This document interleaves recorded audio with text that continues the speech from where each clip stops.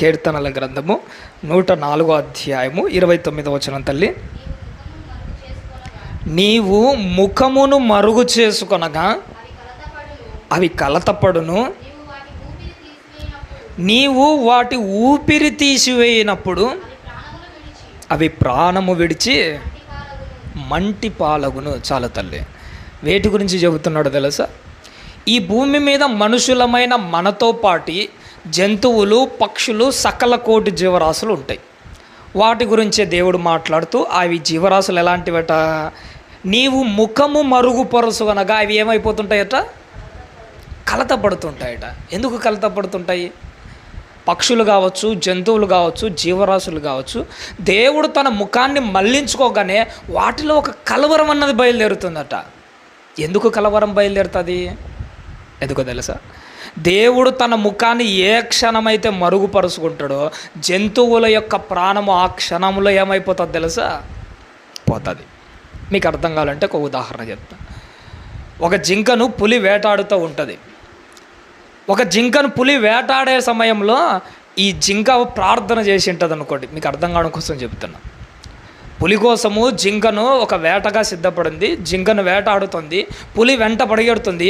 ఇప్పుడు జింక ప్రార్థన చేస్తుంటుంది, ప్రభువా కాపాడు, ప్రభువా కాపాడు. ఒకవేళ దేవుడు దాని ప్రార్థన విన్నాడు అంటే పులి నుండి జింక తన ప్రాణాన్ని ఏం చేసుకుంటుందో తెలుసా? కాపాడుకుంటుంది. అలా కాకుండా ప్రభువా కాపాడు, ప్రభువా కాపాడని జింక ఎంత మొరపెట్టినా కానీ దేవుడు పలకలేదనుకో, దేవుడు తన ముఖాన్ని మరుగు చేసుకున్నాడు అనుకో, ఇప్పుడు వెంటనే జింక ప్రాణం ఏమైపోతుంది తెలుసా? పోతుంది. పులి వేటాడుతుంటుంది, జింక పరిగెడుతుంటుంది, ప్రభువా కాపాడు అని గట్టిగా అరిసింటుంది. కానీ దేవుని దగ్గర నుంచి రిప్లై రాలేదనుకో, జింకలో మొదలయ్యేదేంటట? కలవరం. 2వ నిమిషం, 3వ నిమిషం ప్రభువా ప్రభువా అని పిలుస్తున్నా కానీ దేవుడు తన ముఖాన్ని మరుగు చేసుకుంటుంటే ఒక జింకలో ఏం కలుగుతుందంటే ఒక కలవరం బయలుదేరుతుంది. ఇది ఎందుకు చెబుతున్నానో తెలుసా? చాలాసార్లు మనం కూడా దేవుని దగ్గర ఎన్నోసార్లు ప్రార్థన చేస్తుంటాం. ప్రార్థన చేయని ఒక్కొక్కసారి దేవుని దగ్గర నుంచి మనకి ఏం రాదో తెలుసా? సమాధానం రాదు, రిప్లై రాదు. ఎప్పుడైతే దేవుని దగ్గర నుంచి మనకు సమాధానం రాకపోయేసరికి ఎందుకు మనకు సమాధానం రావట్లేదు అని ఏ రోజైనా కలవరపాటు బయలుదేరిందా? ఒకరోజు రాలే, పౌరంలేలే, 2వసారి మోకాలేసి ప్రార్థన చేసినాం, అయినా సమాధానం రావట్లే. మన కలవరం ఏమైపోవాలో తెలుసా? రెట్టింపు అవ్వాలి.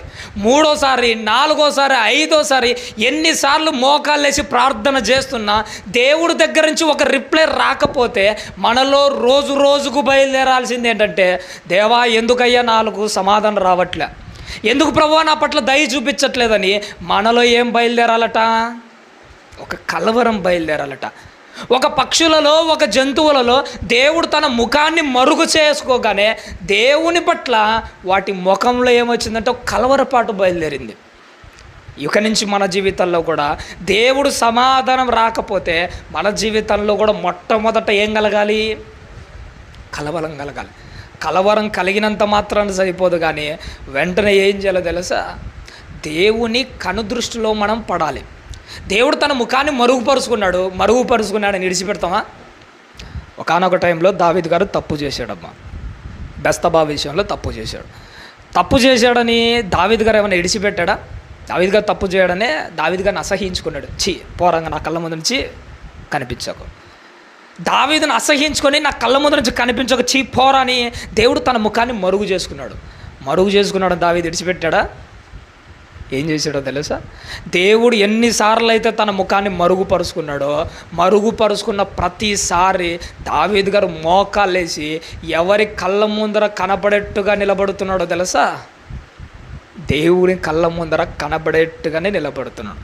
మన ఆత్మీయ జీవితంలో ఒకటి గుర్తు చేసుకోవాలి. చాలాసార్లు మనం తప్పు చేసినప్పుడల్లా దేవుడు మనల్ని అసహించుకొని తన ముఖాన్ని మరుగు చేసుకుని ఉంటాడు. పోనీ ఆయన మరుగు చేసుకున్నాడు, నువ్వు విడిచిపెట్టావంటే నీ జీవితం అంతటితో ఆగిపోతుంది. ఆయన మరుగు చేసుకున్నాడంటే దాని అర్థం ఏంటంటే వెంటనే నేను ఏం చేయాలో తెలుసా? ఆయనకు కనబడేట్టుగా నిలబడాలి. ఆయన జాలిగల దృష్టిలో మనం పడాలంటే ఆయన ముఖం మరుగు చేసుకుంటూ ప్రతిసారి ఏం చేస్తానంటే ఆయన కనబడేట్టుగా పోయి నిలబడుతుండాలి. నిలబడితే కానీ మనకు పని జరగదు. మీకు అర్థం కావాలంటే ఎప్పుడైనా కానీ గవర్నమెంట్ ఆఫీస్లో ఒక ఆఫీసర్ యొక్క సంతకం కోసం మీరు ఎప్పుడైనా తిరిగారా?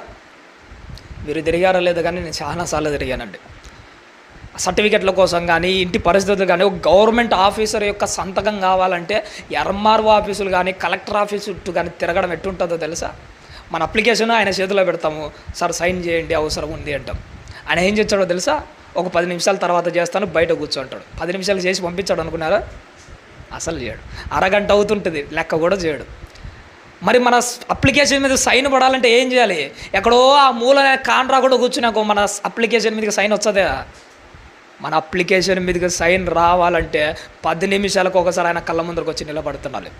కనపడమే కాదు, కనపరిచిన ప్రతిసారి ఏమన్నా తెలుసా? బతిమాలుకోవాలి, అయ్యా ప్లీజ్ ఒక్క సంతకం 10 నిమిషాలకు ఒకసారి. ఆయనను మనం చూసినప్పుడు ఆయనలో ఏం కలగాలి తెలుసా? జాలి కలిగి మన సైన్ పడేంత వరకు ఆయన కళ్ళ ముందర కనపడుతూనే ఉండాలి. కనపడిన ప్రతిసారి బతిమాలుకుంటూనే ఉండాలి. ఇది నీకు అర్థమైతే దేవుని దగ్గర ఆయన తన ముఖాన్ని మరుగుపరుచుకున్న 10 నిమిషాలకు ఒకసారి కదా, నేనంటాను క్షణానికి దేవునికి కనబడుతూనే ఉండాలి. ఆయన జాలిగల చూపులు మన మీద పడేట్టుగానే ఉండాలి. ప్రభువా కాపాడు, ప్రభువా కనికరించు, ఏదో తెలుసో తెలియక తప్పు చేశానులయ్యా, దయతో నన్ను కనికరించని క్షణానికి ఆయన కళ్ళ ముందర కనబడుతూనే ఉండాలి. ఆయన ముఖం తిప్పుకున్న ప్రతిసారి ఆయన కళ్ళ ఎదుటకు వచ్చి నిలబడుతూనే ఉండాలి. ఎందుకంటే దేవునికి మన పట్ల ఏం కలగాలో తెలుసా? జాలి కలగాలండి. ఒకసారి ఎస్తేరు రాజు ముందరకు పోయి నిలబడగానే ఎస్తేరును చూడగానే రాజుకి ఏం కలిగిందో తెలుసా? జాలి కలిగింది. రాజు ఎస్తేరును చూడగానే ఎలా అయితే జాలి కలిగిందో, తప్పు చేసిన తర్వాత మనం కూడా దేవుని దగ్గర నిలబడిన తర్వాత మనలో ఏం కలగాలో తెలుసా? దేవుడు మనల్ని చూసినప్పుడు దేవునికి జాలి కలగాలి, మన వైపు చూడాలని ఆశ కలగాలి.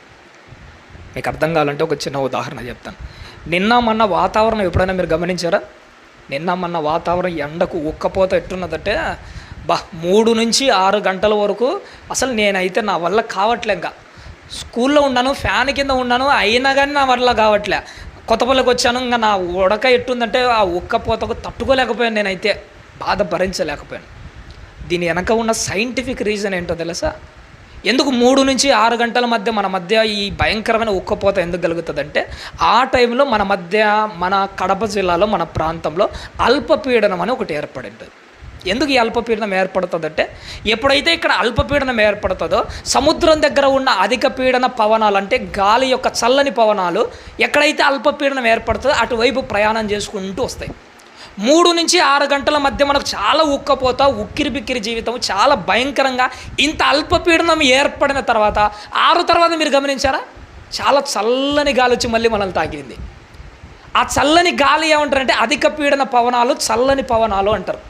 నేనంటాను ఆ చల్లని పవనాలు మన మధ్యకు రావాలంటే ఇక్కడ ఏం జరగాలో తెలుసా? ఇక్కడ అల్పపీడనం ఏర్పడవాలి. ఇది ఎందుకు చెబుతున్నానంటే, నేను వాతావరణం కోసం చెప్పట్లే.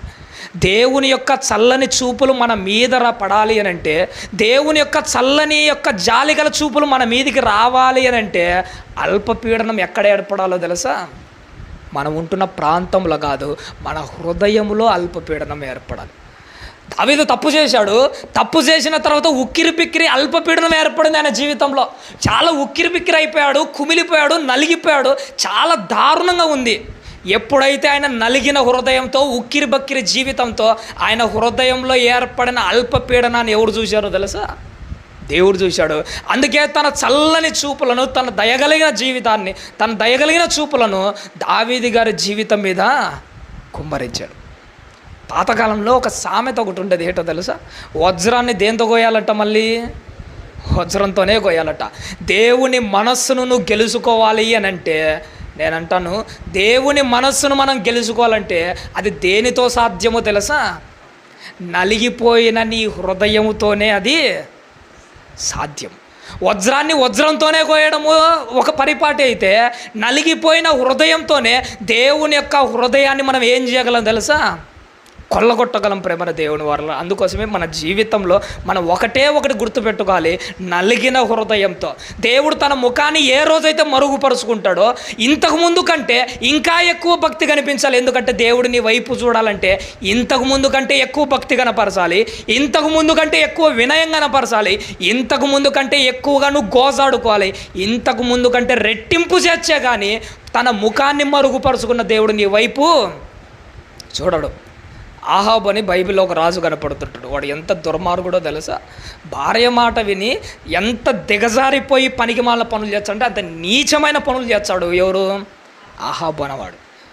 అంత దుర్మార్గమైన పని చేసి చాలా చండాలంగా ప్రవర్తించిన తర్వాత ఏలియా గారు దేవుని యొక్క మాటలు మోసుకొని వచ్చి ఆహాబుతో చెప్తాడు, ఆహాబు నువ్వు చేసింది చాలా తప్పయ్యా, చాలా దుర్మార్గంగా చేసావని ప్రకటించగానే ఆహాబు ఏం చేస్తాడో తెలుసండి? నిజంగా చెప్పాడు, ఆయన క్యారెక్టర్ నీచుడు వాడు, ఆయన క్యారెక్టర్ పనికిమాలిన వాడు ఎంత దుర్మార్గుడు అంటే అంత దుర్మార్గుడు. కానీ ఏ రోజైతే దేవుని వాక్యం వినగానే ఆడి మనసు ఏమైపోయిందో తెలుసా? చిన్నపిల్లల మనసు మాదిరి కమిలిపోయాడండి. తనను తాను తగ్గించుకున్నాడు, కుమిలిపోయాడు, గోడ తొట్టు తిరిగి మోకాలేసి ప్రార్థన చేస్తున్నాడు. ఇప్పుడు దేవుని యొక్క స్వరం మళ్ళీ ఏలియాకు ప్రత్యక్షమైంది. ఏమంటున్నాడు తెలుసా? ఏలియా, ఆ ఆహాబు అనేవాడు ఎన్నో తప్పులు చేశాడో వాడు నాకు తెలుసు. అడు ఈరోజు చూశాడో ఇంట్లోకి వెళ్ళి మోకాళ్ళు వేసి తనను తాను తగ్గించుకొని నలిగిపోయి ప్రార్థన చేస్తున్నాడు. వెళ్ళి అతనితో మాట్లాడు, నేను అతన్ని క్షమించాను, అతని గురించి పోయి వెళ్ళి మాట్లాడు అంటున్నాడు. ఇప్పుడు ఏలియా అంటాడు, అనుకోండి, ఏంటి ప్రభువా వాడు అంత దుర్మార్గుడు కదా, అంత నీచమైన పనులు చేసేవాడు కదా, ఎందుకు ప్రభువా వాడిని అంత క్షమిస్తున్నావు అంటే దేవుడు ఏలియాతో ఆహాబు విషయంలో ఏమంటారో తెలుసా? ఏలియా, నీకు తెలియని ఒక రహస్యమైన విషయం ఏంటో తెలుసా? నాకు మనుషులంటే ప్రేమ అని చాలామంది అనుకుంటారు. నిజంగా దేవునికి చెప్పమంటారండి, దేవునికి మనుషులంటే ప్రేమ ఒక్కటే కాదండి. నిజంగా చెప్పాలంటే మనుషులంటే దేవునికి పిచ్చి ప్రేమ దేవుని వాళ్ళు. నిజంగా చెప్తాను. వాడు అన్ని తప్పులు చేసినా, అంత దుర్మార్గంగా దిగజారిపోయినా, వాడు అన్ని పాడు పనులు చేసినా చిన్న మంచి మనసుతో మోకాలేసి తనను తాను తగ్గించుకొని నలిగిపోయి ఒక చిన్న ప్రార్థన చేస్తే కరిగిపోయాడు. చూసినాడు దేవుడు. దేవుడు మనసు ఎంత గొప్పది అని అంటే, తప్పు చేస్తే ఒప్పుకోడు, కాళ్ళ దగ్గరకు వస్తే కాదనుకోలేడు. అది గొప్ప మనసు దేవునిలో. తప్పు చేస్తే అస్సలు ఒప్పుకోడు, కాళ్ళ దగ్గరకు వచ్చి అసలు కాదనుకోడు, ఎంత టోడనైనా క్షమించి వదిలేస్తాడు అంతే. వాడు చేసిన పాప పనులు పట్టించుకోడు, అంతకుముందు చేసిన దుర్మార్గమైన పనులు కూడా పట్టించుకోడు. దేవుని యొక్క మనసు అంత గొప్పది. అందుకే దేవుడు ఏమంటున్నాడంటే, నాయనా మీరు నలిగిన హృదయంతో మిమ్మల్ని మీరు తగ్గించుకొని నా ఎదుటకు వచ్చి మీ మనసును మార్చుకున్న చూసినా అదొక్కటి దేవుడికి నచ్చుతుందండి. నిజంగా ఆహాబును గమనించినప్పుడు నాకు అనిపించింది ఏంటో తెలుసా? మనుషుల్లో కదలిక రావాలంటే నేను అంటాను, ఒక మనిషి ఎదుట మనం జాలి సంపాదించుకోవాలంటే ఏం రావాలో తెలుసా? మన ముఖ కవలికల్లో మార్పు వచ్చిందనుకోండి, ఎదుటి మనిషి యొక్క దగ్గర మన జాలిని సంపాదించుకుంటాం. ఆహాబు ఎక్కడ జాలి సంపాదించుకున్నాడో తెలుసా? దేవుని దగ్గర జాలి సంపాదించుకున్నాడు. ఎలా సంపాదించుకున్నాడు? ఆయన ముఖములో కాదు కదలికలు వచ్చింది. ఎక్కడొచ్చాయో తెలుసా? ఆయన మనస్సులో కదలికలు వచ్చాయి. ముఖంలో కదలికలు వస్తే మనుషులకు జాలి కలుగుతుంది, మనసులో కదలికలకు వస్తే ఎవరికి జాలి కలుగుతుంది తెలుసా? దేవునికి జాలి కలుగుతుంది. ఆ ఆహాబు చేసింది అదే. ఆహాబు మనసులో ఉన్నది ఏంటంటే, దేవుని తన వైపు ఏం చేసుకున్నాడు తెలుసా? తిప్పుకున్నాడు. అల్పపీడనం ఎప్పుడైతే ఏర్పడితే అధిక పీడన పవనాలు తన వైపుకు ఆకర్షించుకుంటాయో, ఆహాబుకు అల్పపీడనం ఎక్కడ ఏర్పడిందంటే వాడి హృదయంలో ఏర్పడింది. దేవుని యొక్క చల్లని సూపులు వచ్చి వాడి హృదయాన్ని తాకి ఉక్కిరి బిక్కిరి అయిపోతున్న వాడి మనసును ఏం చేశాడంటే తేలికగా చేశాడు ప్రభన దేవుని వారు. ఇక్కడ నువ్వు నేను గమనించవలసింది ఏంటో తెలుసా? చాలాసార్లు మనం కూడా తప్పు చేసిన తర్వాత మనం కూడా ఉక్కిరి బిక్కిరి అయిపోతుంటాం, మనలో కుమిలిపోతుంటాం, మనలో ఎంత బాధ అనుభవించుంటాం అంటే అది మనకు తప్ప మరొకరికి ఎవరికి తెలియదు.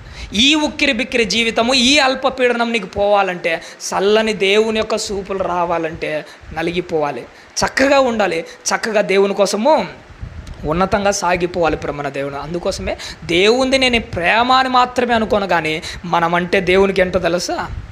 పిచ్చి. ఒక్క మాటలో చెప్పాలంటే